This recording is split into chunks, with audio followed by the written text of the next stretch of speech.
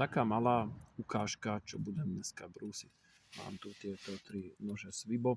Tento som už brúsil. Tam je spravený plochý výbrus, výrazná fazeta. Len sa mi to vrátilo na doostrenie. Toto je nôž Cvilling. Je to vlastne nejaká vysoko tvrdená nerezová oceľ. To boli kedysi drahé nože, velice drahé.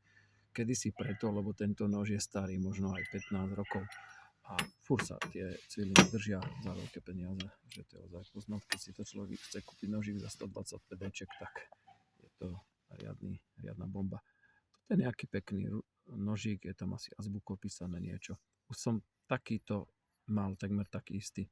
Som ho dobrusoval aj podľa tej rukovetky.